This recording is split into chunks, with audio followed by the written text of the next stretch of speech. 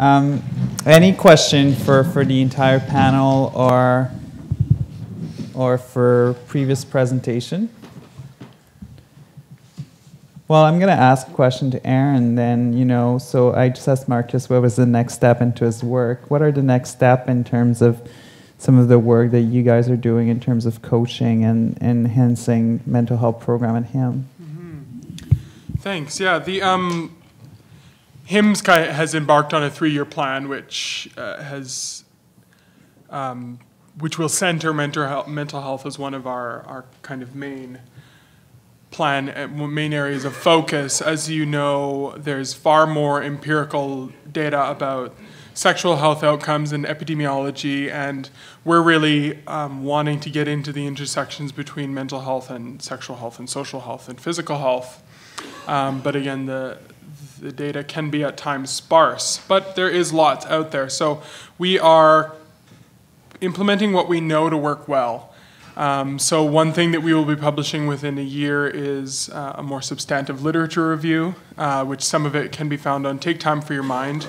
We'll be doing additional promotion and photo shoots for Take Time for Your Mind to capture more diversity and to honor more stories of individual ways of being and ways of dealing with one's own mental health. We'll be rolling up the Change Advocates program more and more and adapting to virtual technologies which seem to actually address some of the folks who don't actually want to come to a HIM health center, and perhaps they want to talk to a coach from their own home or talk to a counselor from behind the keys of a message board, perhaps, instead of coming in, because there's some new evidence emerging that those programs really work well. So those are some of the areas. And then in addition to that, one of our main areas of focus is actually extending ourselves into the Fraser Health region for more mental health support specifically. So we're going to be doing some consultation in those regions to find out what kinds of interventions and what kinds of supports they would like to have. And some of that might look like groups for actually Southeast Asian guys, for example, and that's why I was so interested in Peter's work. But we're going to do that consultation as well, which we hopefully can get some good information. But yeah, our ears are open also, so if you have recommendations on what HIM can do, please reach out. Thank you. Any questions or comment from the audience? You're the quietest crowd. Where's Philip to ask a question? Do you have questions or for the audience, maybe? We can throw it the other way. I have a question for the panel and the audience, perhaps, and many of us, Peter is a researcher, Rob is a coach, and Marcus has extensive work in case management, and me as a counselor and program manager. I guess one of the questions that I've been wondering is that I've noticed some change, anecdotally, in people's willingness to talk about their mental health, people being willing to be open and speak about things going on for them, whether that's trauma. That's kind of a term that people now know what it means. People are more open to talk about perhaps being on a medication for depression or anxiety. So yeah, I don't know if anyone else has noticed the same, or if I'm just, because I'm kind of thinking about the stigma about mental health itself. I mean, have we noticed change at all over the last, in our work, say even in 5 years? Or even has it gotten worse? Perhaps in relation to the question you're asking, I think something that always struck me as interesting, reviewing the evaluations from the workshops and facilitating these hour-long sessions, not hour-long, I mean they were 3 hours long, sessions with the participants, is the lack of space for their particular demographic. I know the men were able to, let's say, find spaces where they can meet other men, talk about certain things, but they could never meet spaces, or rather find spaces specifically for Asian men to talk about an issue such as mental health, which is perceived to be very stigmatizing, especially among men, because there's an issue of vulnerability there that isn't necessarily going to go over well when throughout all the chats we had on hegemonic masculinity, vulnerability is not seen as a trait that a masculine man wants to have. And when we add, again, another intersection of, let's say, sexuality on top of that, that's certainly not a trait that people want to have. So the ability and availability of spaces to tailor to particular groups seems to be important.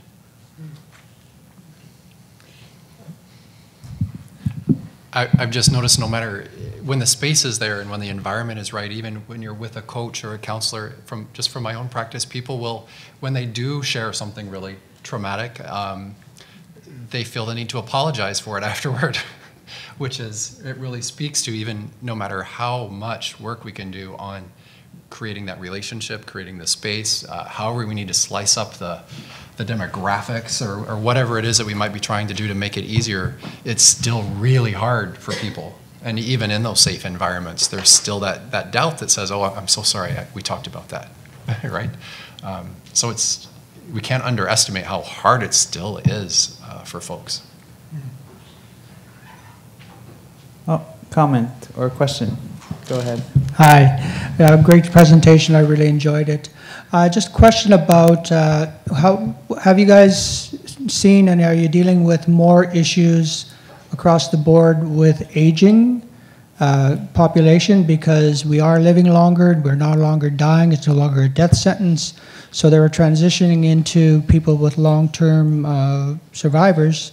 And there is ageism, there is the fact of mental health issues as we age, plus also going back to the discussion about being a single person and having that issue of it being affected more by being, could you speak a little bit more on that aspect of it, how the negativity may actually affect a single male as opposed to someone that's partnered? As you age and as you deal with mental health issues, plus also just being the masculine feminine dichotomy. Thank you. Well, we absolutely, one of the largest givers of feedback, at him at the very least, is our elder, is my elder. So the guys 55 and older, they are often, saying we want to be represented more in photographs and imagery on our end. We want groups dedicated to that, which we actually have just opened, a group for men 55 plus. And yeah, we absolutely do hear, and those issues do become more and more compounded. And actually him embarked on is kind of worked with community to start a roundtable to make sure that we're holding space for seniors' issues and topics with regards to health and community engagement. So we'll be publishing probably a resource manual to make sure that older guys can have a directory of what kinds of services and housing options might be best open to them. And just to go back, sorry, just about the single aspect of, I'd like to find out a little bit more about what you mentioned about the single person being more affected by, where was that checked here? Affection, public affection? Yeah, public affection. Gay men see themselves as different, and singles are more affected. The masculine ideal becomes hyper masculine. Yeah, I think that. Let me see if I can clarify those concepts. So there is part of what I'm studying right now. It's how the whole idea of masculinity came along, and it seems that since after the gay liberation, that was the big boom of masculinity, especially because there was more visibility about being gay. So there was more, you could see pamphlets, and it was a way of attract that crowd. It was bringing masculine imagery. The part of the research that it says that masculine men are seeing the dichotomy of masculinity and femininity is that there is a lot of pressure to conform with the stereotypes that we are facing the whole time, and we continue propagating this over the years, that if you are a little bit out of that spectrum, you start to feel the pressure that you're not welcome. and this is, it was my way of showing that how everything started, making a comparison between how general public, no, sorry, I shouldn't say general public, because I'm studying Latino gay men specifically, but when it comes to gay men as a whole, that is something that it's seen in many, many societies. Does that answer your question? Yes, it does, because it really, I'm a First Nations person, and that I definitely, that was my experience. Yeah. So yeah. totally, it's very yeah, it's my experience as well, so thanks. Yeah, thanks for sharing your experience. So there's another question, but we are kind of running out of time. So maybe brief question, brief answer. Yeah.